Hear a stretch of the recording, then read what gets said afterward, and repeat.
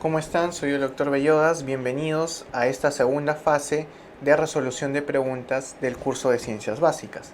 El día de hoy vamos a resolver preguntas correspondientes al curso de farmacología y sobre el tema de farmacología del sistema endocrino. Entonces, empezamos con la resolución. Muy bien, farmacología en el sistema endocrino. Vamos a empezar con los antidiabéticos. Esta pregunta nos dice, ¿cuál es el fármaco que estimula la secreción de insulina? Eso quiere decir que nos preguntan por un fármaco secretagogo. Un fármaco secretagogo. Y recordemos que los fármacos antidiabéticos, en los secretagogos, tenemos a las sulfonilurias, por ejemplo, o a las meglitinidas, ¿no? Recuerden que las sulfonilurias a la cabeza de la glibenclamida y las meglitinidas, la forma de recordarlo es con glinida, ¿no? Glinida, no confundir glinida con gliptina, ¿no? Es glinida. Están repaglinida y nateglinida. En este caso, un secretagogo, glinida, aquí está, repaglinida, es una meglitinida. Esa vendría a ser la respuesta. Es un fármaco que estimula la secreción de insulina, secretagogo. Un paciente es ingresado a la emergencia por presentar piel fría, taquicardia, sudoración e incoherencia. Piel fría, taquicardia, sudoración e incoherencia de forma abrupta. Los familiares refieren que horas antes había ingerido una tableta de un antidiabético. Entonces probablemente se trate de una sobredosis de un antidiabético, lo que puede dar hipoglicemia, una disminución de la glucosa sérica, que es precisamente lo que ha pasado, ¿no? La glucosa está disminuida. ¿Cuál es el fármaco? El fármaco causante de los síntomas. En este caso es, ¿no?, la hipoglicemia. Bueno, ¿cuál de los siguientes podría ser? En realidad tendría que ser un antidiabético, pero de estos cuatro, ¿cuál es el que más produce el efecto adverso de la hipoglicemia? La glibenclamida. Es la que más produce hipoglicemia, sobre todo cuando se pasa de la dosis, ¿no? Muy bien, esa sería la respuesta. En este caso nos dicen, un paciente con síndrome metabólico recibe tratamiento con un hipolipemiante, ¿no? En este caso es un apartado, no es un antidiabético, sino es un hipolipemiante. Días después el paciente refiere dolor muscular, calambres persistentes. ¿Cuál es el hipolipemiante que se administró? Probablemente. Y aquí tenemos una mnemotecnia para recordar los efectos adversos de las estatinas. Lipitor, ¿no? Lipitor. Una mnemotecnia en inglés. Como problemas hepáticos, un aumento de la glicemia, dolor, una alteración de la memoria, fatiga, puede dar otros como náuseas, dolores de cabeza, pero sobre todo la R del Lipitor, que es la rhabdomiolisis, la destrucción del músculo. En este caso puede ser rhabdomiolisis, pero también puede ser simplemente un dolor muscular, que vamos a pensar por los calambres persistentes y por el dolor muscular intenso que puede ser una estatina. ¿Por qué? Porque es el efecto adverso más frecuente. Entonces, de estas cuatro, ¿cuál es una estatina? La que termina en statina, ¿no? No es atorvastatina, es atorvastatina, ¿ya? La atorvastatina. Esa sería la respuesta. El tratamiento de la diabetes mellitus tipo 2 con metformina. En el tratamiento de la diabetes mellitus tipo 2 con metformina se espera encontrar, ¿qué es lo que esperamos encontrar? Entonces tenemos que recordar un poco qué es lo que hace la metformina. Recuerden que la metformina en el hígado, porque nos están preguntando, bueno, en la diabetes, ¿no?, tiene una acción en el hígado, también tiene una acción en el músculo esquelético, pero en el caso del hígado, lo que hace es aumentar el AMP o la AMPK, que al final, metabólicamente, esta vía tiene dos efectos muy importantes que se tienen que acordar siempre. Es el efecto de disminución de la gluconeogénesis y disminución de la síntesis de ácidos grasos. Eso es un efecto de la metformina. Quiere decir, es como si le dijeras al cuerpo que ya no forme más grasas, menos grasas, y que ya no forme más glucosa, porque la gluconeogénesis es la formación de glucosa, gluco, pero neo es nuevo, a partir de algo nuevo, por ejemplo, aminoácidos, ¿no? La formación de glucosa a partir de otras moléculas. Y eso, ¿no? Normalmente, en este caso, la disminución de la síntesis de ácidos grasos, la disminución de la gluconeogénesis, a lo que nos lleva es a una disminución del peso también de la persona, ¿no? Y disminuye la grasa hepática. ¿Por qué? Porque hay menos grasa, hay menos gluconeogénesis, hay menos resistencia a la insulina, favorece mucho a la persona. Por eso es que se pregunta bastante, porque es algo que es importante recordar. Perdón. A ver, entonces nos dice que esperamos encontrar una producción hepática de glucosa al inhibe la gluconeogénesis. Inhibe la gluconeogénesis. ¿Qué también podría decirnos? Inhibe la síntesis de ácidos grasos, ¿no? Inhibe la síntesis de ácidos grasos. Ya está. ¿Cuál es la reacción adversa medicamentosa típica con el uso de glibenclamida? Recuerden que la glibenclamida es una sulfoniluria y en general las sulfonilurias tienden a ser hipoglicemia. Pero de todas las sulfonilurias, la glibenclamida es una que hay que tener en cuenta porque es bastante utilizada en nuestro país y es con mucha frecuencia su efecto adverso más importante, la hipoglicemia. La hipoglicemia. La insulina intensifica la entrada de glucosa en ¿dónde? En el músculo estriado. Recuerden que la insulina, que es secretada por el páncreas, viaja, llega al músculo esquelético. ¿Y qué hace en el músculo esquelético, no? La insulina, en realidad, lo que hace es favorecer la expresión de estos transportadores llamados GLUT4, que están en el hígado y en el tejido muscular. Entonces, ¿por qué es importante el GLUT4? Porque va a facilitar la entrada de la glucosa, favorece la entrada de glucosa a través del GLUT4. Y esto es mediado por la insulina. ¿Dónde? En el hígado y en el músculo estriado. No es en las neuronas, no es en el intestino delgado ni en los túbulos renales, mucho menos en todos los tejidos, es muy específico, ¿no?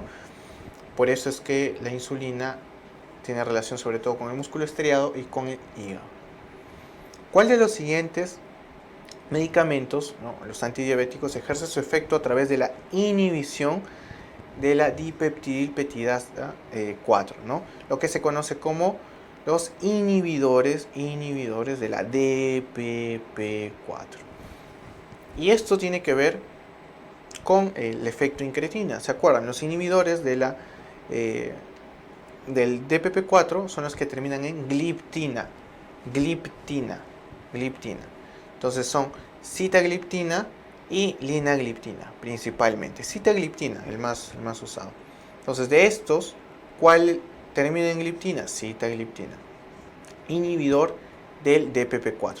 Recuerden lo del efecto incretina. El efecto incretina es que cuando uno ingiere alimentos se liberan incretinas por estimulación de la entrada de los alimentos y eso, las incretinas, estimulan la secreción de insulina, ¿no? Favorecen la secreción de insulina. Las incretinas son metabolizadas,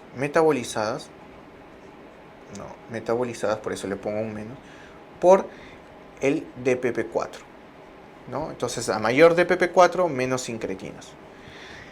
Si yo quiero tener más insulina, tengo dos posibles opciones terapéuticas. Hablando de este eje en particular. Estimulo el efecto incretina dando análogos o agonistas de las incretinas, como por ejemplo los agonistas GLP-1.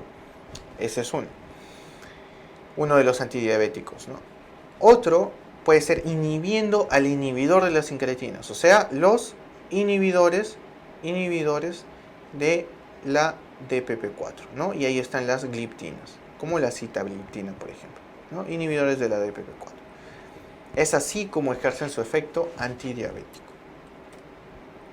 Sitagliptina. ¿Cuál es el efecto principal de las tiazolidinedionas? Entonces aquí vamos a ver, ¿qué son las tiazolidinedionas? Están dentro de los antidiabéticos que son sensibilizadores. Sensibilizan a las células, a los tejidos, a la acción de la insulina. Recuerden que aquí están las biguanidas con la metformina a la cabeza y las tiazolidinedionas. Y aquí están las que terminan en glitazona, ¿no? Glitazona. Entonces de acá se pueden acordar, ¿no? Glitazona, tiazolidinedionas, glitazona. ¿Cuál es el efecto principal? Aumentan la sensibilidad de los tejidos a la insulina, ¿no? Es algo similar a lo que hacen las biguanidas, como la metformina. Ya está. Entonces, ¿qué nos dice esta pregunta? A ver. ¿Cuál de los siguientes medicamentos antidiabéticos podría descompensar una insuficiencia cardíaca estable? ¿Cuál de ellos? Las tiazolidinedionas, que son sensibilizadores, ¿no? De los tejidos a la acción de la insulina, y que son los que terminan en glitazona. Específicamente la rosiglitazona, pero bueno, también en algún grado la pioglitazona, pero en general, ¿no? Las tiazolidinedionas pueden aumentar el riesgo de, lo voy a poner con resaltador, sino el riesgo de eventos cardiovasculares. Eventos cardiovasculares.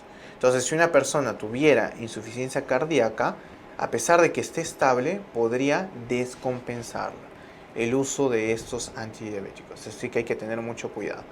¿Quién termina en glitazona? Pioglitazona. Esa sería la respuesta. Si bien si tuvieran pioglitazona y rosiglitazona, con mayor frecuencia lo hace rosiglitazona. Muy bien. Es una sulfoniluria de segunda generación, nos dice esta pregunta, ¿no? Sulfoniluria. ¿Cuáles son las sulfonilurias? ¿Se acuerdan? ¿Qué hacen las sulfonilurias? Son secretagogos. Y precisamente el más utilizado es una sulfoniluria de segunda generación. ¿Cuál es el más utilizado en nuestro medio? La glibenclamida. La glibenclamida es una sulfoniluria de segunda generación que funciona como secretagogo. Estimula la secreción de insulina. Señalen los fármacos orales, antidiabéticos orales, que pueden ser usados para tratar tanto la diabetes tipo 1 como la diabetes tipo 2. Recuerden, en la parte teórica comentamos que el fármaco de elección, ¿no?, para tratar tanto diabéticos tipo 1 y tipo 2, y por lo que es utilizado actualmente como primera línea en el manejo de diabetes, es la metformina, por todas las propiedades que tiene. Recuerden que la metformina también disminuye la gluconeogénesis hepática y también disminuye la síntesis de ácidos grasos hepáticos en el hígado, ¿no? Entonces la metformina puede ser utilizada tanto en el tipo 1 como en el tipo 2 y es una biguanida sensibilizadora. Muy bien, vamos a hablar sobre los fármacos antitiroideos y la terapia de reemplazo. Tenemos este caso, una mujer de 48 años recibe propiltiuracilo. Recuerden que el propiltiuracilo o PTU es un antitiroideo. ¿Por qué lo está recibiendo? Antitiroideo. Porque tiene diagnosticado el hipertiroidismo. Recuerden, la causa más frecuente de hipertiroidismo es la enfermedad de Graves-Basedow, de causa autoinmune. Al mes presentó neutropenia, es un efecto adverso muy importante del propiltiuracilo, puede dar neutropenia. Entonces ya está contraindicado, ¿no? Por eso se suspende su administración, se suspende. Al tener este efecto adverso pasamos a otra línea de medicamentos, ¿no? Porque persiste con los síntomas, inquietud, tremores, insomnio, aumento del exoftalmos, la oftalmopatía de Graves. ¿Cuál es la indicación ¿Cuál es la indicación a prescribir? ¿Cuál es la indicación a prescribir? ¿Cuál de estos fármacos es el que vamos a utilizar? Se utiliza el yodo radioactivo. Ya cuando hay contraindicación, sobre todo de vía oral, por propiltiuracil o metimazol, ya no se opta por intercambiar en esto, sino de frente nos pasamos al uso de yodo radioactivo. Yodo radioactivo. Aquí está, ¿no? El yodo radioactivo, que destruye el tejido tiroideo, ¿no? Son los fármacos usados en el tratamiento del hipertiroidismo, que inhiben la liberación de hormonas tiroideas, ¿no? Inhiben la liberación de hormonas tiroideas y disminuyen, esto es importante, disminuyen el tamaño de la glándula y su vascularización. Esto, ¿quién lo hacía? Recuerdan, los ioduros. Los ioduros, además del efecto antitiroideo, disminuyen sobre todo la vascularización de la glándula. Entonces son muy buenos cuando tenemos bocio, ¿no? El crecimiento de la glándula tiroides excesivo se va a reducir mucho con el uso de ioduros. La indicación más precisa de la terapia con yodo radioactivo o radioyodo, ¿no? ¿Cuáles son? En el caso de hipertiroidismo, sobre todo por enfermedad de Graves, pero también puede ser por bocio tóxico multinodular o nódulos tiroideos hiperfuncionantes, cáncer de tiroides también, o bocio multinodular no tóxico, ¿no? ¿Cuáles son las contraindicaciones del uso de yodo radioactivo? Embarazo. ¿Cuál es otra? La lactancia materna. Por eso es que en las gestantes lo que se utiliza más es propiltiuracil. Embarazo, lactancia y tirotoxicosis severa no controlada, ¿no? Y sobre todo en el caso de las gestantes y las mujeres que están dando de lactar, ¿ya? ¿Cuál es la indicación más precisa? Nódulo caliente, es decir, un nódulo hiperfuncionante, sí. Enfermedad de Graves base 2, sí. Pacientes mayores de 25 años, bueno, la edad también es adecuada. Con hipertiroidismo, sí. Todos en realidad son indicaciones del yodo radioactivo, ¿ya? ¿Cuál es el efecto antitiroideo de la goitrina? La goitrina es una molécula que se encontró sobre todo en la col, en las lechugas, en la coliflor, ¿no? En este tipo de verduras. Su nombre lo dice, goitrina, ¿no? Que viene de la palabra goit, se relaciona con el inglés del bocio, ¿no? Bocio, ¿no? Como goitier, bocio. De ahí viene esa palabra. Entonces, la goitrina tiene un efecto antitiroideo, tiene un efecto que va en contra de la producción de hormonas tiroideas. Por eso puede dar bocio en algunos casos, ¿no? Y esto se debe a que actúa a través de una enzima que es muy importante en la formación de las hormonas tiroideas, que es la peroxidasa tiroidea. Entonces, la goitrina tiene un efecto inhibidor de la peroxidasa tiroidea. ¿Ya? Se pueden acordar, como les digo, goit por el bocio en inglés, ¿no? Goitre. A ver. Esta pregunta nos dice, ¿el efecto Wolff-Chaikoff se presenta al administrar? ¿Qué puede suceder? Que son dos efectos muy importantes en el uso de yodo, ¿no? Que cuando nosotros tenemos mucho yodo, la glándula tiroides disminuye ya radicalmente su actividad, pasándonos del hipertiroidismo a un hipotiroidismo, ¿no?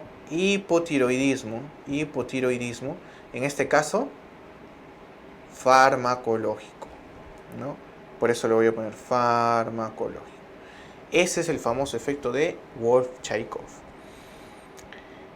Y en el caso de administrar, ¿no?, ioduros, y la glándula, en lugar de tener ese feedback negativo en el que dice, no, hay mucho yodo, entonces ya no necesito producir hormonas tiroideas, al contrario, sigue produciendo excesivamente hormonas tiroideas porque tiene yodo para hacerlo y nos lleva a un hipertiroidismo farmacológico. Eso se conoce como efecto Jod-Basedow. Entonces ahí tenemos para recordar los efectos Wolff-Chaikov, ¿no? Y el efecto Jod-Basedow, ¿no? Que es hipotiroidismo farmacológico el primero, hipertiroidismo farmacológico el segundo. Ambos por la administración de ioduros. ¿Ya? Muy bien, vamos a hablar sobre los fármacos hipolipemiantes. ¿Ya? Esta pregunta nos dice, ¿cuál de los siguientes fármacos, cuál no se usa regularmente en el tratamiento de las hiperlipidemias? Entonces hay que recordar que dentro de los fármacos hipolipemiantes tenemos principalmente las estatinas que inhiben la hidroximetilglutaril coenzima A reductasa, y los fibratos, ¿no? Que tienen relación con el receptor PPAR-alfa.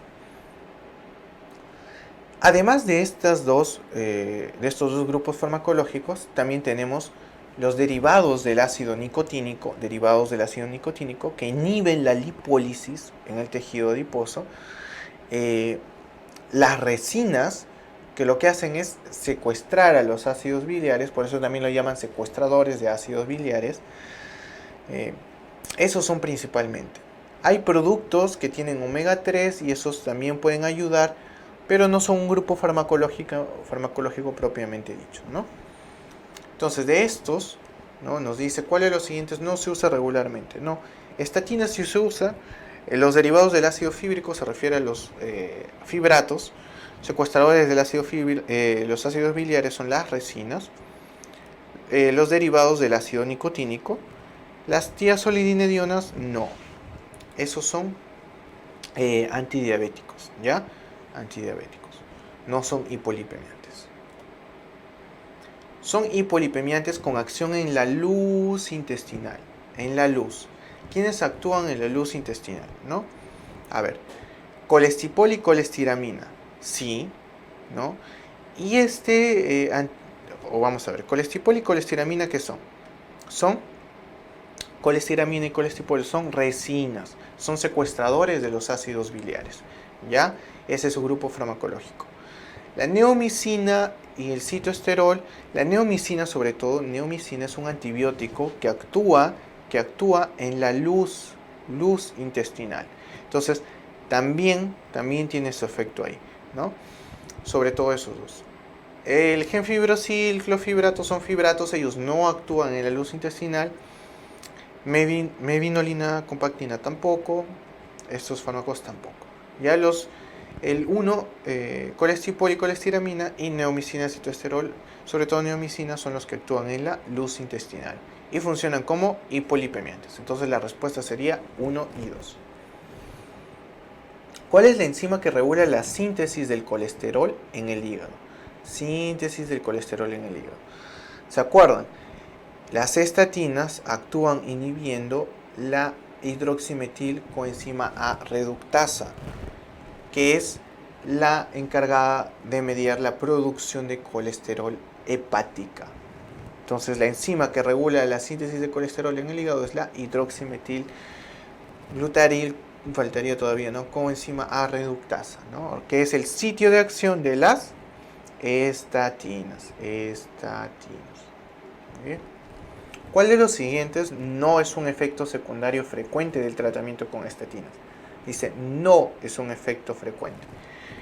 En realidad, como hay destrucción del músculo esquelético, puede haber un aumento de la creatinina fosfoquinasa, puede haber dolores musculares, dolores articulares, ¿no? Y eso que también es importante, puede haber toxicidad hepática, ¿no? Y eso se expresa con la elevación de las transaminasas, ¿no? TGO y TGP. Entonces, lo que no sucede en realidad es el aumento de la TSH. No, eso no. Entonces, esa sería la respuesta. ¿Cuál es el principal efecto adverso de las estatinas? El principal efecto adverso de las estatinas es la destrucción del músculo, la toxicidad muscular, que se ve reflejada con la rhabdomiólisis. Recuerden que clínicamente se expresa como dolor muscular y laboratorialmente por aumento de la creatinina fosfoquinasa o CPK. Rhabdomiólisis. De las resinas de unión a ácidos biliares, marque lo incorrecto, ¿no? Las resinas de unión, vamos a ver, o secuestradoras de ácidos biliares, lo que hacen es unirse a los ácidos biliares, ¿no? Emulsionan estas grasas para los ácidos biliares, su función es hacer de un efecto emulsificante para que las grasas sean mejor digeridas. Las resinas se unen a los ácidos biliares e impiden su acción. Entonces las grasas, en lugar de ser unidas a los ácidos biliares, se van. Como si se fueran solas, como si uno botara todas esas grasas. Por eso es que se eliminan con las heces, ¿no? Tanto las resinas con los ácidos biliares como las grasas que no fueron unidas a los ácidos biliares. Aumenta la excreción de colesterol, ¿no? Aumenta la excreción de colesterol, por eso hay menor colesterol en el cuerpo. Por ende, lo que más disminuye es la concentración de LDL.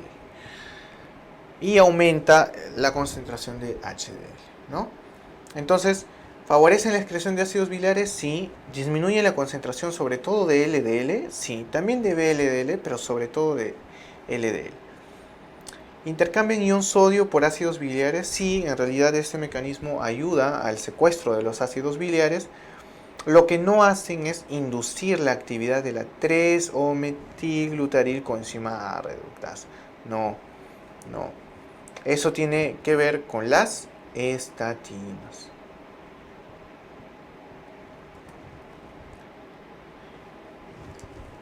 Ahora vamos a hablar sobre hormonas y anticonceptivos. Respecto al mecanismo de acción de los anticonceptivos orales, se puede afirmar que los anticonceptivos orales, también llamados ACO, tienen una inhibición central de la ovulación.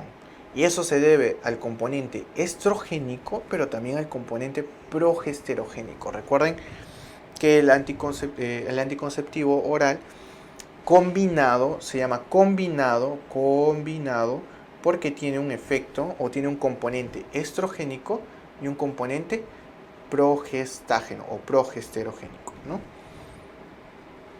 Entonces aquí vemos cómo se produce esto, ¿no?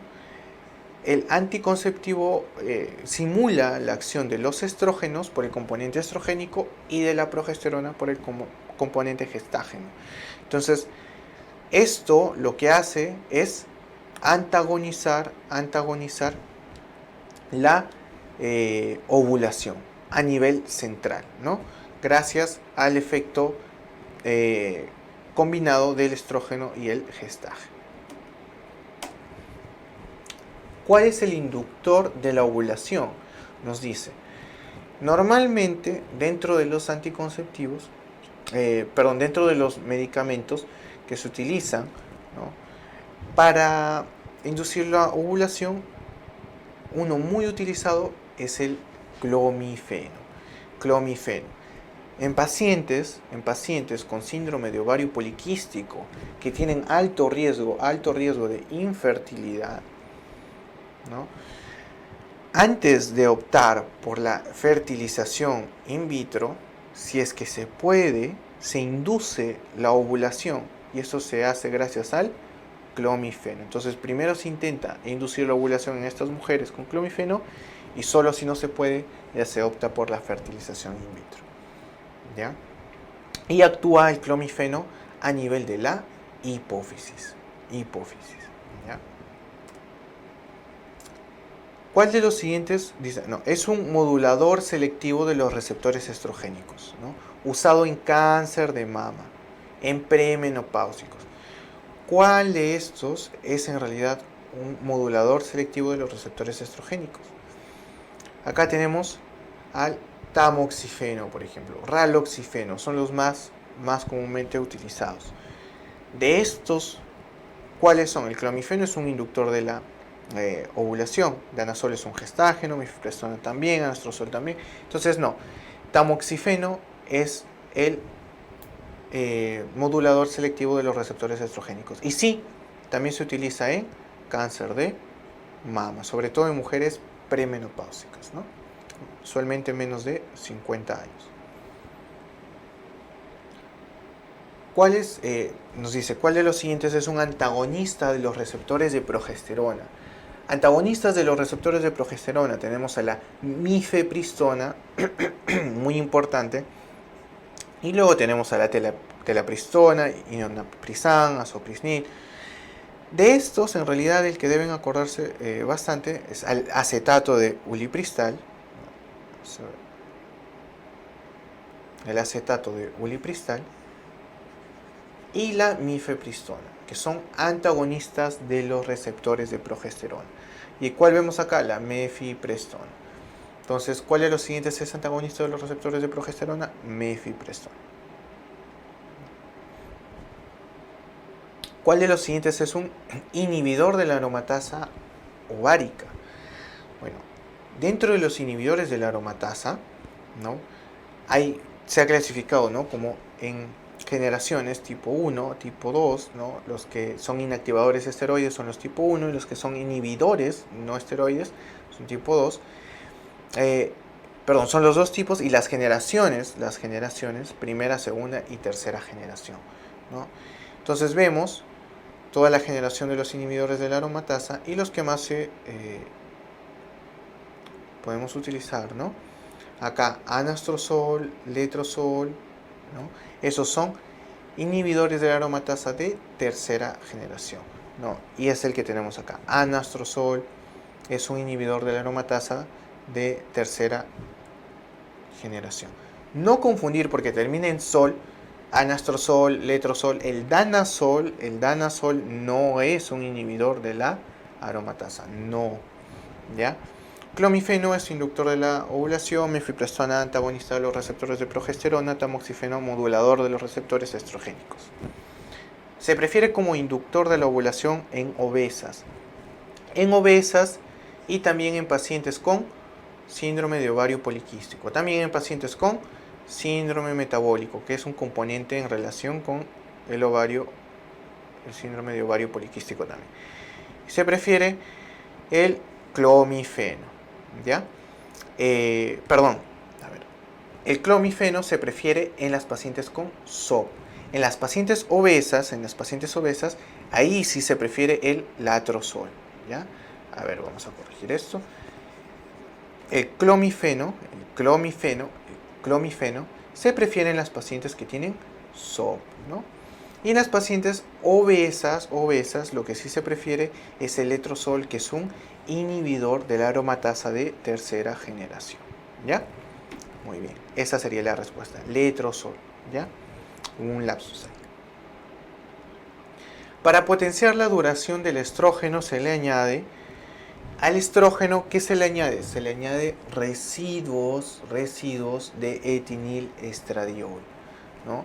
Que es lo que lleva un anticonceptivo oral. ¿Por qué? Porque eso hace que se potencie la acción del estrógeno normal, ¿no? Por eso es etinil-estradiol, lo que tienes estradiol, que es E2, ese es el estrógeno, y el residuo etinil potencia la duración. Entonces se le añade el residuo etinil. Es un gestágeno de segunda generación. Primero vamos a recordar los gestágenos, ¿no? Los gestágenos pueden ser derivados de la testosterona, y ahí es donde encontramos las generaciones, ¿no? De primera generación, que ya no se utilizan mucho. De segunda generación, ahí por ejemplo podemos encontrar el dienogest, el levonorgestrel, que son los más utilizados. Levonorgestrel, dienogest son gestágenos derivados de la testosterona de segunda generación, Y de tercera generación tenemos al gestodeno o desogestrel, ¿no? En el caso de los gestágenos derivados de la progesterona, tenemos, por ejemplo, el acetato de ciproterona, que tiene un efecto antiandrogénico. Por eso también es preferido en síndrome de ovario poliquístico, porque disminuye los signos y síntomas del hiperandrogenismo. Y derivados de la espironolactona tenemos a la drospirenona, ¿no? Drospirenona. Es un gestágeno de segunda generación, levonorgestrel, ¿no? Ciproterona no, es un gestágeno derivado de la progesterona.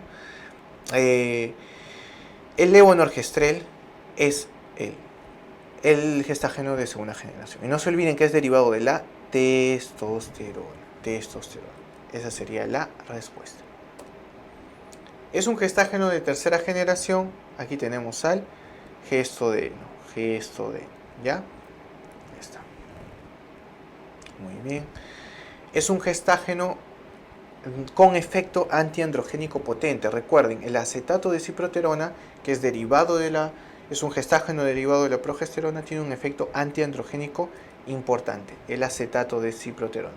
Por eso es que es un ACO que se puede utilizar en síndrome de ovario poliquístico cuando no quieren tener hijos, ¿no? Como anticonceptivo. Un gestágeno derivado de la espironolactona tenemos a la drospirenona. Es una pregunta directa, ¿no?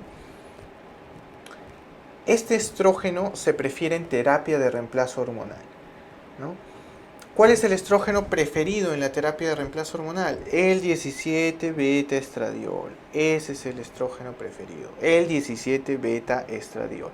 Por sus efectos sistémicos, ¿no? O mejor dicho, por menor presencia de efectos sistémicos, menores efectos adversos y mejor actividad. Es el que se prefiere. 17-beta-estradiol. Muchas gracias por su atención. Con eso culminamos la resolución del Banco de Farmacología del Sistema Endocrino. Hasta luego.